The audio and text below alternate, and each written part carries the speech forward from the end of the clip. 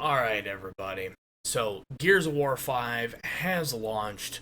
It actually launched a little earlier on the Game Pass and those for who had the Ultimate Edition. But I've had quite a bit of time with it, a little bit of the multiplayer, was able to get through the single player, and damn does Microsoft have a good one on their hands. Let's talk about it.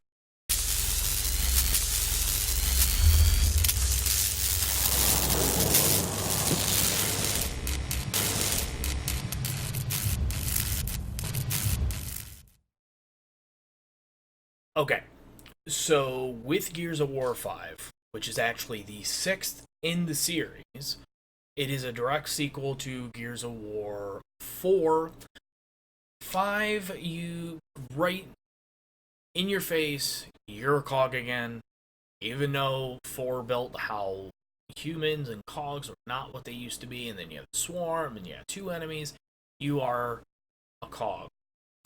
JD is still your main character at first. You dive in, typical cog like type mission. You're trying to get the Hammer Dawn going back on. And basically, this game is just beautiful. And I want to stress this because right off the bat, first mission, you're basically like bungee jumping out of a helicopter. Daylight, sun, water, it just shows you what this fucking game can do, and it's just beautiful. I'm talking about 4K, HDR, and damn well near solid 60 frames per second on the Xbox One X. This is a console, people. It is literally the new stepping stone of what a game should look like. And don't get me wrong when I say that, Microsoft is not or has not been that great when it came to exclusives over the last few years. Basically, the story, you're a cog, you're going through this, you get, surrounded, swarms coming at you, newer, swarm type enemies, called, I believe, flock. They're just a bunch of locusts flying around, or leeches, and then it's almost a one-hitter quitter. It's insane. But you're surrounded, you're in a city, and you're trying to save some of your crew, some civilians, and the crew trying to get them out of there. JD makes a decision to use the Hammer Dawn prematurely and regrets that decision in a heartbeat. I got you!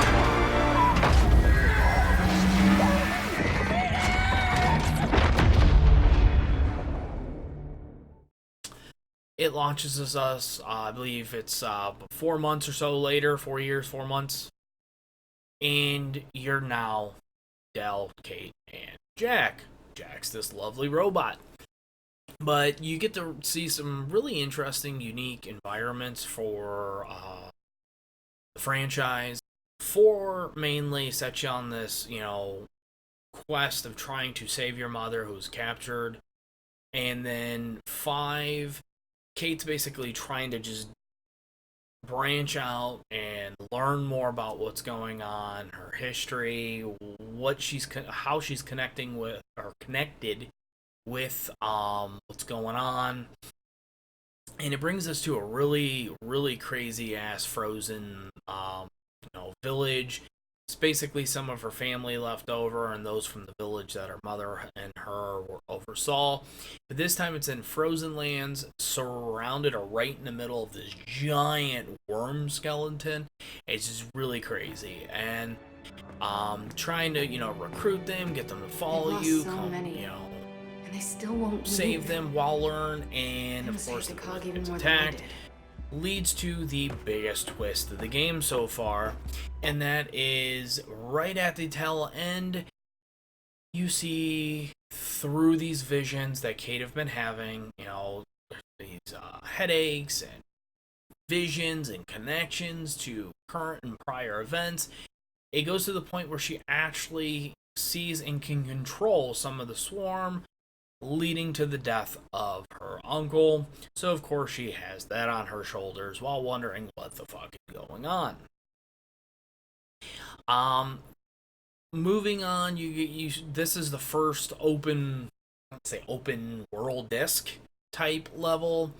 Later on in the chapters, because you get to take basically this parasailing type boat with a snowboard attached to it, and you start to kind of go around, and you're looking for this laboratory to find out what the hell's going on. Beautiful, great story so far, but the world is kind of bare. There's not really a whole lot of side quest, whether it's fetching or not. The main short little ones are, hey, there's little odds and end areas here. Let's get Jack some abilities or parts to ability. Hold down the fort, kill this horde type attack, and hey, there's a part. Move forward. But when you get into the actual lab itself, you start to see these experiments, and that that they're basically man-made. Looks like Niles had a favorite test subject.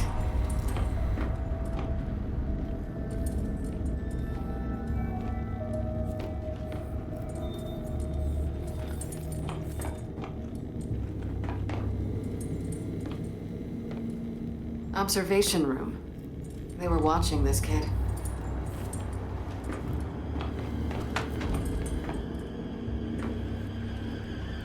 They all derive out of experiments. Fucking men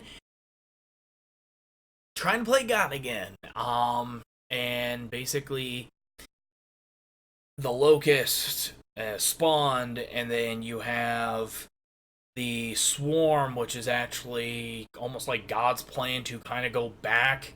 And you see that it all happened to be that the original queen of the swarm was actually the mother of Kate's mom, and it trickles down. That's their involvement. Now you know what the hell's going on, and through more visions, you find out that somebody is alive, and that is now the new queen.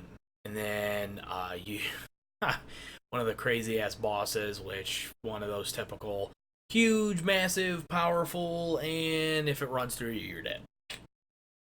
But moving on, once you get through this, you do get into the sand level, which is really sweet. You get to mess around with some of the Russian, German-esque characters that actually at one point were at war with the COG, but now they just want to fucking live, so they're willing to help you. And this is, you mess around with the parasailing boat type thing again, and you get to basically at this point you're like sand duning, just going around. Very similar. Some fetch quests, help him, help here, here's a part. But honestly, it's same thing. It's pretty much just this open, gigantic world with not much going on unless you get hit by some of the storms. And then you get to really see some really cool stuff with gigantic worm boss, and then trying to get rockets launched, and you're at the hangar. So things like these are really cool, and it kind of brings a lot of that Horus kind of Doom type combat and environment. So really enjoyed that one. And then shortly after that, JD was brought in during this time. You're trying to make up with him. And this is probably the largest part of the game, because after this, you're back in the city, and it pretty much goes to start wrapping up. Or a stick used to stir up shit. After this point, you basically know that Kate's mother's alive, she's the queen, and you have to do something to either kill or break her free. The swarm's getting smarter again, and you're left with a deadly choice. Del, JD, somebody has to live, somebody has to die. You save the city being attacked, and that's basically where it ends at this point. So you don't really get to complete your mission. It does leave you on a huge hanger where what's going to happen next.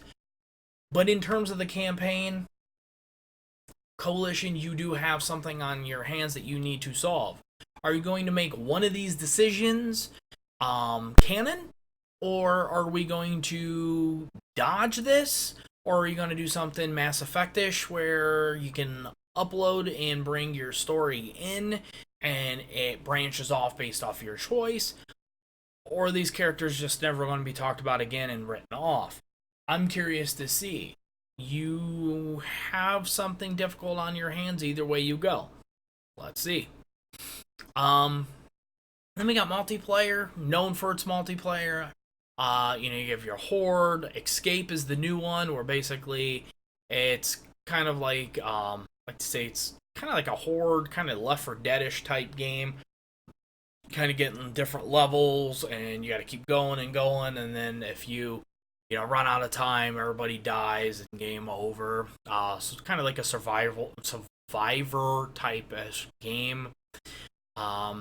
Deathmatch is definitely in there. Arcade deathmatch. That's kind of what I was always known, or I always knew about Gears of War going back from the original. Back to my GameStop days, I used to play with a lot of our a lot of coworkers.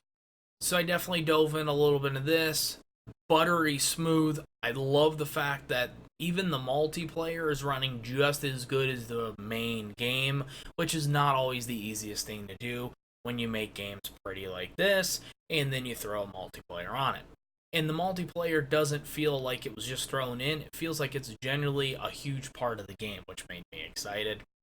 The one thing that really throws me off, and I get it, you gotta compete, these kind of Call of Duty-ish kind of dashboard levels and, unlocking, transaction, it's really weird.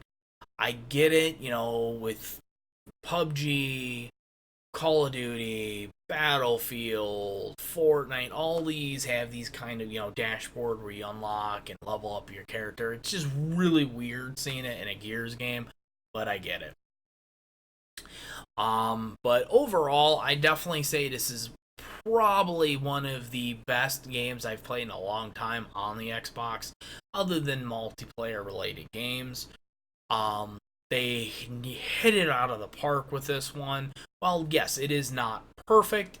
Minor hiccups every now and then, and some of the gameplay is pretty much still Gears.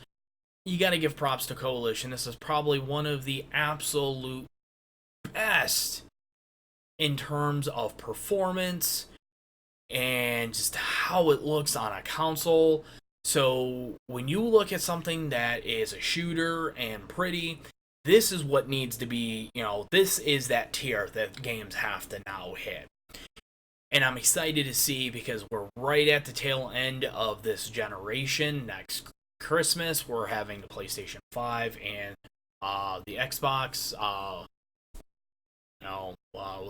Scarlet. So I'm curious to see what's going to happen from here. Overall, I was excited. Took about 8 to 9 hours to beat the campaign, a couple hours in multiplayer. I definitely enjoy it. If you are a shooter fan, definitely try it out. If you are a Gears fan, what the fuck are you waiting for? Get Game Pass and download it now if you don't want to go spend $60+. But yeah, check it out. Gears 5, 2 thumbs up, 8 out of 10. The best looking Xbox One game to date. Let me know what you think. Thumbs up, thumbs down, comments below. I'm curious to see what you guys think about this game. And like I said, I am absolutely looking into the standpoint that it was fun. Okay? It wasn't dry, wasn't just a pretty boring ass shooter. Coming from somebody that sees Last of Us and Uncharted as some of the best games you'll ever play, along with Witcher 3, this has a high point. I'm definitely enjoying it. I love the campaign. I want to know what's happening next. Like I said, let me know what you think. Liking the content, don't forget you can always subscribe, which I would love for you to do now, so that way you know when I'm posting more things, and you can check out my other videos and what's coming in the future. As always, you can follow me on Twitter Vulsker. And soon you'll be able to actually follow me on Mixer, where I will be streaming at least a couple times a week. So that is mixer.com/Vulsker. Till next time, guys. Much love.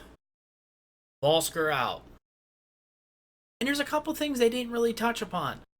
Such as JD has this jacked up arm in the future after Act 1 that pains him, and they mentioned a coma, and then he has to like push a button to have this like flesh type was it caviar? Not caviar. Like armor that's almost like a cast. What's the hell, what happened there?